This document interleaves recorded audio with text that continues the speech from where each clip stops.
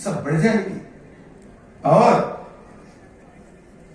ये भगवान विश्वनाथ जब उनकी शक्ति की आराधना और उनकी गण की आराधना हम करेंगे यहां बैठ करके, भगवान विश्वनाथ बगल में यज्ञशाला से दिखता है पशुपतिनाथ, वहां बैठ करके ठाकुर जी आशीर्वाद देंगे। उस आशीर्वाद के फलस्वरूप आपके बनते हुए काम बिगड़ जाएगा, बिगड़ते हुए काम बन जाएगा। और यदि बिगड़ कोई आने वाला है वो भी नहीं आएगा। अभी एक सज्जन कुछ दिन पहले मेरे पास आए, कहते मेरे को तो बहुत काम है, इसीलिए मैं बनना चाहता हूं जजमान, परंतु इसीलिए नहीं बैठ सकता हूं क्योंकि मेरा काम बहुत है। अरे भाई, ये काम, ऐसे काम की क्षमता आपके अंदर में हो, बड़े बड़े धनाढ्य घराना है, पता ही नहीं है उनकी फैक्ट्री कहां है और किस प्रकार से चल रहा है। वो सब चल रहा है ना, बिरला ग्रुप है, टाटा ग्रुप है, रिलायंस ग्रुप है, अडानी ग्रुप है, ये सुप्रीम इंडस्ट्रीज है, ये लोग कहां जाते हैं? एक ही जगह बैठ करके सारे काम को संभालने की क्षमता को रखते हैं। ऐसे बहुत सारे अवर हैं आपके अंदर में, ठाकुर जी वो क्षमता दे दे। अब एक ही ऑफिस में बैठ करके सैनिकों का काम है, सैनिकों का काम है सीमा में जाकर के देश की रक्षा करे, और कमांडर का काम क्या है? केंद्र में बैठ करके आदेश करे, कमांडर बनो, सैनिक का एक बन रहे हो। क्या संकेत कर रहे हो? आपको समझ में आ रहा है? मेरी बात समझ में आ रहा है क्या? हाँ? कमांडर बनो, सैनिक मत बनो, ये बुद्धि नहीं रखो, ये बुद्धि अच्छा नहीं है। या जब बैठकर आप 15 दिन इस यज्ञ को करोगे, वो क्षमता आपके अंदर में आ जाएगा, आपके नेतृत्व करने की क्षमता आएगी, आप कमांडर बन जाओगे, जिसका परिणाम होगा आपके कार्य उत्तर बढ़ता ही चला जाएगा। और एक स्थान पर बैठ करके सारे काम को आप संभालोगे, सारे काम को संभालोगे, आपके काम में वृद्धि होगी, आपके काम में यज्ञ से बढ़ करके पुण्य का कार्य, यज्ञ में श्रेष्ठतम कर्म, यज्ञ को श्रेष्ठतम कर्म कहते हैं। इष्टो पूर्त विदिद्यम सुविदितम रूपत्यत कर्मणा, कर्म के दो रूप है, एक इष्ट कर्म और एक पूर्त कर्म। पूर्ति कर्म किसको कहते हैं? कोरोना आ गया था तो भाई घर के पैसा लगा करके लोगों को बांटना पड़ा, नहीं पड़ा? आप लोगों ने अपनी शक्ति सामर्थ्य के अनुरूप आप लोगों ने बांटा, मैंने भी किया, लाखों लाखों आदमी को भोजन कराया, 10 लाख रुपए का दवाई बैठा, ऑक्सीजन के सिलेंडर बैठा, और जितने मेरे यूनिट हैं, हर यूनिट में किसी यूनिट में 3000 आदमी का रोज का पैकेट बन रहा है, किसी जगह में 10,000 आदमी का पैकेट बन रहा है। जितने मेरे शिष्य हैं सबको फोन करके, आ रही संकटकालीन स्थिति है, आप इस समय यदि मदद नहीं करोगे ये पैसा क्या काम में आएगा? क्या पता कब आपके घर में क्या हो जाए। सब जगहों में रोज 3000 से लेकर 10,000 हरिद्वार आश्रम में वो बांट नहीं सकते, तो क्या करें? पैकेट बना करके 10-10 किलो सामान, जो गरीब लोग हैं डीएम से पता लगा ली, और पता लगा करके किसके घर में रोटी नहीं, चूल्हा नहीं जल रहा है, उसके घर में सामान पहुंचाना। 10 किलो आटा, 5 किलो चावल, तेल, नमक, मिर्च, मसाला, ये सब सामान, ये सब करते ही आप लोगों ने किया। तो किया है, कैसे किया है? आपके जेबा मजबूत था तभी तो किया है ना। यदि पॉकेट मजबूत नहीं है तो कहां से करोगे? ये सब काम करने के लिए पूर्त कर्म कहते हैं, समाज की आवश्यकता की आपूर्ति। प्याऊ की आवश्यकता है तो प्याऊ लगा दो भाई, अन्न क्षेत्र की आवश्यकता है गरीबों के लिए अन्न क्षेत्र लगा दो। ये कहते समाज की आवश्यकता की आपूर्ति, धर्मशाला बना दो, आवश्यकता है गरीबों के काम का, तो आवश्यकता की आपूर्ति के लिए जो कार्य करते हैं उसको कहते हैं आपूर्ति कर्म। पूर्त कर्म। पूर्त कर्म धन के बिना नहीं होता है। धन कैसे मिलता है? तकदीर से मिलता है, भाग्य से मिलता है। और भाग्य का निर्माण कैसे होता है? पुण्य से होता है, पूजा पाठ से होता है, तीर्थ भ्रमण से होता है। वो सब पुण्य कर्म है। उस पुण्य कर्म के अंदर में श्रेष्ठतम पुण्य कर्म को कहते यज्ञ। यज्ञ में श्रेष्ठतम कर्म वो क्या करता है? आपके तकदीर को बदल देता है। उस तकदीर से आप खूब धन कमाओ और उस धन के द्वारा समाज की आवश्यकता की आपूर्ति करो। समझ में आ रहा? इसीलिए यज्ञ कोई सामान्य कर्म नहीं है। और दैव युग से इस पावन तीर्थ, ये भी मुख्य तीर्थ है भाई। केदार में जो प्राण देता है, प्राण छोड़ता है, इसका सीमा है। केदार क्षेत्र में जो प्राण छोड़ता है उसके दोबारा जन्म नहीं होता है। ऐसे कहा? हिमालय तो केदार, ये भी हिमालय है, ये देवभूमि है। ये सामान्य जगह में आप नहीं रह रहे हो। आप भले ही इसको ना समझो, परंतु पशुपतिनाथ का दरबार ये सामान्य दरबार नहीं है। ये पशुपतिनाथ भंडारा हाथ में लिए बैठे हुए, आशीर्वाद हाथ में लिए बैठे हुए, जब कोई जाकर उनको देख लेता है वो प्रसन्न होकर के भोलेनाथ है आशीर्वाद देते हैं, जीते रहो, खुश रहो, आबाद रहो। ये बाबा पशुपतिनाथ भोले भंडारी है ना, भंडार चलता रहता है, सदाव्रत बांटते रहते हैं। भगवान भोलेनाथ से बढ़कर के दानी भी इस संसार के अंदर में कोई नहीं है। वही सबसे बड़ा दानी है।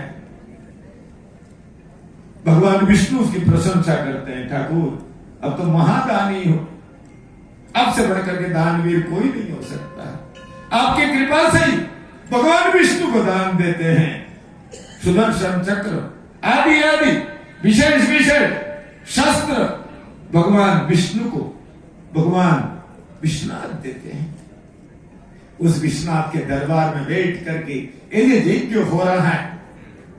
10,000 चंडी पाठ, 40,000 गणपति अतर्वृष्ट का पाठ, दशांश आहुति। इस आहुति से जो ऊर्जा पैदा होगा, ये धरती ऊर्जावान धरती है। अच्छा जमीन में केसर तो हर जगह में पैदा नहीं होता है ना। केसर कहां पैदा होता है भाई? कश्मीर में पैदा होता है। ये आपके कुछ केसर आजकल यह भी पैदा होता है आपके पड़ोस में जो क्षेत्र आजकल चीन ने कब्जा करके क्या हो, तिब्बत में, ईरान में पैदा होता है, स्पेन में पैदा होता है। इसके अतिरिक्त तो कोई कहां भी पैदा नहीं होता है केसर। हमने एक बार केसर का पौधा राजस्थान में ला करके बड़ा प्रयास किया, ये यह भी केसर हो जाए। पौधा तो उग गया, केसर का फूल नहीं निकला। भाग रहा है कि राजस्थान भाग रहा है जगह है हमारा है, वहां आश्रम है बहुत बड़ा, संस्कृत विद्यालय से बहुत बड़ा 19 किला जमीन के अंदर फैला हुआ विशाल विस्तृत वो आश्रम है। तो हर धरती में हर कुछ नहीं होता है, हर धरती में हर कुछ नहीं होता है। ये मुक्षदायिनी नगरी, ये जो बाबा विश्वनाथ केदारनाथ का दरबार है, इस दरबार में बैठ करके हम जब इस यज्ञ को करेंगे, उस यज्ञ का प्रभाव है, हमसे हर बात की मोक्ष मिलेगा, छुटकारा मिलेगा। किससे छुटकारा? संकट से छुटकारा, गरीबी से छुटकारा, दुख से छुटकारा।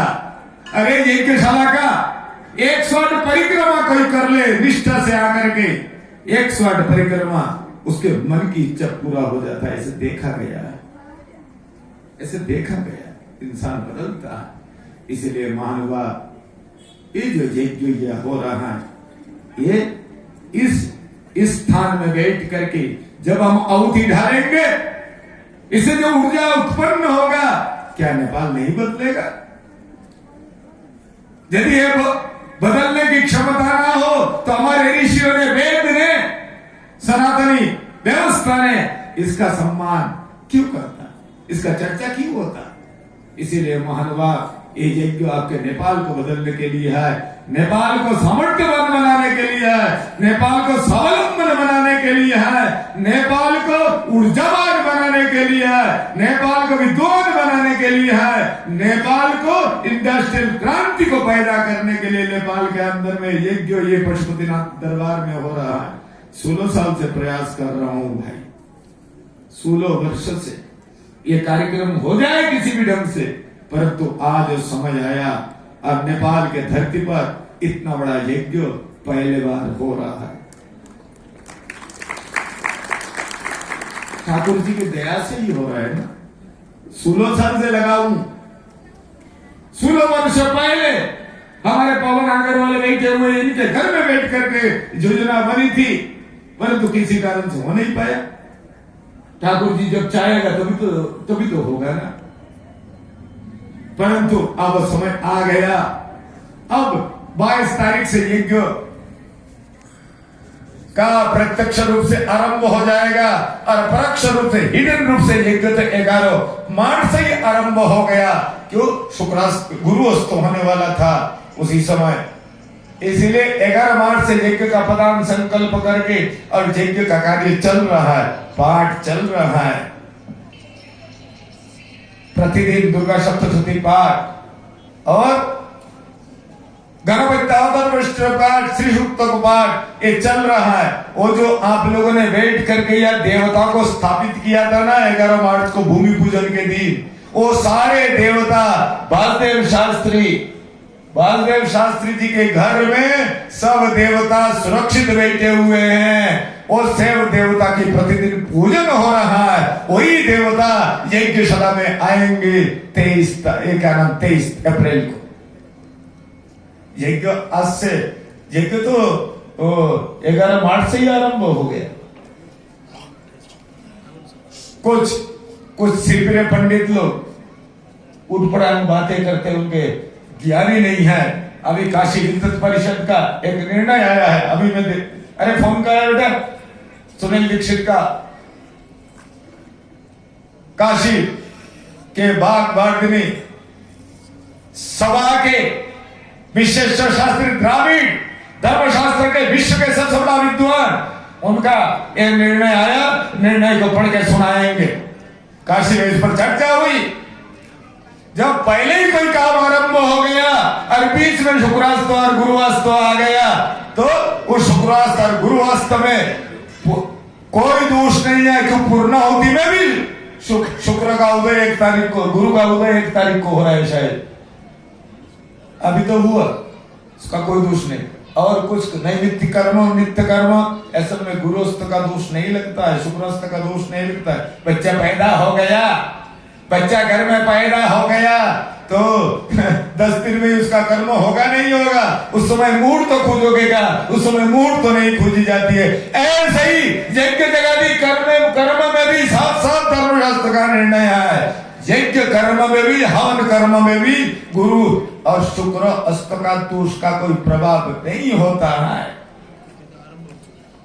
और ये तो आरंभ पहले से हो चुका है। इसलिए सिर पे लोगों की बात, यदि कोई बात करना चाहे सामने आकर कर सकता है। मैं सारे विश्व के सारे विद्वानों को बुला लूंगा। आपको हमको क्या लगता है, फोन ही तो करना है, काशी में सारे विद्वान आ जाएंगे, आ भी रहे हैं। इसलिए इस प्रकार के बातें को कोई मूल्य नहीं है। प्रखर जी महाराज हिंदुस्तान के अंदर में ऐसे एक शरीर है जिस शरीर के द्वारा एक कहते साधु महात्मा विद्वान प्रखर जी महाराज जो कुछ करते हैं शास्त्र के सम्मत कार्य करते हैं। इसीलिए मैं ऐसे काम नहीं कर सकता हूं जो शास्त्र विरुद्ध कर्म हो, शास्त्र विरुद्ध कर्म हो। इसीलिए महानुभाव ये जो यज्ञ हो रहा है, ये यज्ञ सबके हित के लिए है। देखिए, जिन्होंने अभी तक मन ही मना रहे हैं वो गलती मत करें। 22 तारीख के बाद आपको कोई नहीं कहेगा आप जजमान बनो, फिर गए आप काम से। पैसा आपके पास हो सकता है परंतु मौका आपको नहीं मिलेगा। ठाकुर जी के काम के लिए भी यदि आप पैसा नहीं खर्चा कर सकते हो, अब घूम फिर करके आपके बच्चे भले ही 10 लाख रुपया खर्चा करके आ जाते हैं, परंतु ठाकुर जी के काम के लिए इसमें कंजूसी किस बात किया है? इसी में करोगे तो बढ़ता ही चले जाओगे। कुल मिलाकर के 350 ब्राह्मण इसमें होंगे। 350 ब्राह्मण एक पंक्ति पर बैठ करके भोजन कराने का अवसर जीवन में या कितने लोगों को आया है मुझको पता नहीं है। कंगाल को तो आपने खिला दिया होगा। पंचंदा बंधन तत्पर तत्पर 350 ब्राह्मण को एक ही पंक्ति में बैठ करके, और जिस समय भोजन होता है ब्राह्मण भोजन, जिनकी तरफ से भोजन होता है उनको पहले समाचार दिया जाता है 2 दिन पहले, अमुक तारीख को आपका भोजन है, आप आपके परिवार सहित आइए, और आकर के जिस समय ब्राह्मण पंक्ति में बैठ करके अन्नपूर्णा पाठ कर ले, उसके बाद बैठ करके संकल्प करे और अपने हाथ से भोजन करे। आप प्रश्न का काम नहीं करोगे, हम करने नहीं देते हैं। ब्राह्मणी प्रश्न का काम करेंगे तो पता नहीं आपका हाथ कैसे पैर कैसे। आजकल तो चाय पी करके भी कोई हाथ धोना मुनासिब नहीं समझते हैं ना। चाय पी करके कप छोड़ करके हाथ धोओगे तो मुंह में लगा तो हाथ तो जूठा हो गया। इसीलिए मैं ऐसे काम करने का मैं इतना तक विचार करता हूं, तभी फल की परिकल्पना करता हूं। कोई समझौता नहीं है, कोई समझौता नहीं करता हूं। धर्मशास्त्र लिखा है वही मेरे लिए मान्य है, इसके अतिरिक्त किसका बात मान्य नहीं है। कोई बड़े आदमियों को मिनिस्टर हो, चाहे प्रेसिडेंट हो, राष्ट्रपति हो, प्रधानमंत्री हो, आते रहते यज्ञ में, परंतु जो व्यवस्था है व्यवस्था के तहत ये नहीं अमुक आए तो आकर के यज्ञ में बैठ गया, राउती डाल दिया, संभव ही नहीं है। और आप भी जो जजमान है वो जजमान लोग अपने परिवार बाल बच्चे को लेकर के यज्ञशाला में नहीं आएंगे। वहां जो पंडित लोग आपको घुसने ही नहीं देंगे। प्रतिदिन आपका आई कार्ड होनी चाहिए, आपका वेशभूषा ठीक नहीं होना चाहिए, आपको कोई घुसने नहीं देगा। यदि आप गड़बड़ करेंगे फिर बुरा मत मानना। आज एक व्यवस्था पत्र आपको दे रहे हैं, जो जजमान लोग है वो ले लेंगे। हाँ अभी जो जजमान है उनको बांट दो। इसके अतिरिक्त तो कोई मैं क्वेश्चन भी आपको ये करने के लिए ये दूंगा। इसीलिए ये जो मौका है ते लोग व्यापारिक लोग हो। आप मारवाड़ी सेवा समिति नेपाल की तत्वावधान में यज्ञ हो रहा है, जिसके प्रेसिडेंट है कैलाश जी और सेक्रेटरी है ये प्रमोद जी। यही यज्ञ समिति के भी सेक्रेटरी है, यज्ञ समिति के कोर कमेटी और भी है। तो ये सब ये भी लगे हुए हैं, आपके समाज के मुखिया लोग है लगे हुए हैं, तो आपका दायित्व बन जाता है। मारवाड़ी सेवा समिति का नाम आ गया ना। क्या आया तत्वावधान के को है मारवाड़ी सेवा से दायित्व का ही बने। तारा घर का काम है, तारा घर का काम है, इसीलिए तारा दायित्व सबको नहीं। जो जजमान है पूछ करके देना बेटा। ये कागज जो जजमान है वो आप लोग वही लीजिए, दूसरे की जरूरत नहीं है, सबके लिए सार्वजनिक नहीं है। और कागज कम है सर, हो जाएगा, वही लीजिए, दूसरा कोई जरूरत नहीं है। तो आप साथ दीजिए। यहां इंडिया से कितने लोग आ रहे हैं, वो देखो बैठे हुए हो, दिखा दो शक्ल। ये देखो सुषमा अग्रवाल, ये पटना की या बनारस की बेटी है, और आपके आरएसएस के बहुत बड़े लेडीज विंग के बहुत सशक्त कार्य करता है। अब यही वेट करके आपके सेवा देगी। सब जानते हैं इनको हिंदुस्तान में। अपने हस्बैंड भी आए, बच्चा को भी लेके आए, वो बताने जाएंगे, रहेंगे, ये रहेगी जरूर, सेवा करेगी। इसीलिए ये जो यज्ञ है आप लोग साथ निभावे, साथ देवे। आपके पास धन है, धन से साथ देवे, तन है तन से साथ देवे, मन है मन से साथ देवे। हाँ नंदी बाबा की, हाँ ये नंदी बाबा देखो ना, दूत आ गए है ना, ये शंकर जी ने दूत भेजा है, ये घूम कर जा रहे, बता रहे मैं आपकी सुरक्षा में खड़ा हूं, देखो आराम से, कोई नुकसान नहीं पहुंचा है ना, आप चले गए। ये नंदी बाबा है। इसीलिए जिसके पास तन मन धन है, तीनों से लगे। जजमान है तब भी यज्ञ में लगे रहे, जजमान नहीं आए तब भी सेवा में लगे रहे। इसलिए महानुभाव ये कार्यक्रम 22 तारीख को 10 बजे इसी स्थान पर जजमानों का प्रायश्चित होगा। प्रायश्चित कर्म में 10 विधि स्नान होते हैं, उसके बाद विष्णु पूजन होता है, हवन होता है। वो नहीं लिखे गए सब कुछ, ये सब यही होंगे। आप इसमें लिखा हुआ है घर में स्नान वान करके और कुछ खाएंगे पिएंगे नहीं, ज्यादा रहना ना मुश्किल है तो फल खा लेंगे, दूध पी लेंगे, चाय पी लेंगे और पी करके और यहाँ आएंगे। जो आप स्नान वान करके आपका जो वेशभूषा है उसके साथ ही आएंगे। यहाँ आकर के 10 प्रकार के वस्तु से आपका शुद्धि संस्कार कराया जाएगा। शुद्धि संस्कार के बाद यहाँ जो आपको वस्त्र दिया जाएगा उस नवीन वस्त्र को धारण करके शालिग्राम पूजन करेंगे, विष्णु पूजन करेंगे, व्याहृति हवन करेंगे। हवन करके आप इस कार्य के लिए युक्त हो जाएंगे। और 23 उसके बाद शाम को 3 बजे कलश शोभा यात्रा। एक बात ध्यान रखना, जो कलश शोभा यात्रा होते हैं वो कलश केवल दिखाओ मत, आप लोग अन्यथा मत लीजिए भाई, ये भी दिखाओ भी जरूरी है। वो कलश किस काम में नहीं आता है, परंतु यहाँ जो कलश आप उठा करके लाएंगे, ये कलश सभी के सभी एक यज्ञशाला के अंदर में अलग अलग स्थान में स्थापित किए जाएंगे। कोई इंद्र है, कोई वरुण है, कोई महेंद्र है, कोई चंडी है, कोई दुर्गा है, कोई काली का है, कोई भैरव है, इसमें स्थापित होंगे। उस स्थापित को सोने आदि का सामान भी डाली जाती है, फिर उनकी पूजन होता है। इसलिए कलश यात्रा में यज्ञशाला में प्रथम देवता वरुण आते हैं। वरुण देवता, जल देवता वरुण, वो वरुण देव को आवाहित करके हम लाते हैं।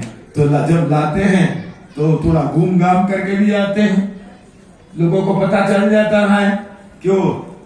जब 250 से ज्यादा पंडित, 100 जजमान, उनकी पत्नी, उनके परिवार के लोग, 1000-2000 लोग बैंड बजा करके, ढोल धमाका बजा करके और विनोद जी और वासुदेव जी सब मिल करके यहाँ के रक्षा सचिव से बातचीत करके और क्या किया, इनके बैंड मंगा लिया, दे दिया बैंड उन्होंने। तो ये बाकी भी मिल गया। तो ये जो एक पहले थी यही घूम ले, तो यही घूमने का क्या मतलब हुआ? राजवत प्रविशेत ग्रामम चोरवत घुमनाचरे नीति है। जब प्रवेश करो राजा की तरफ प्रवेश करो, पता चले कोई आया है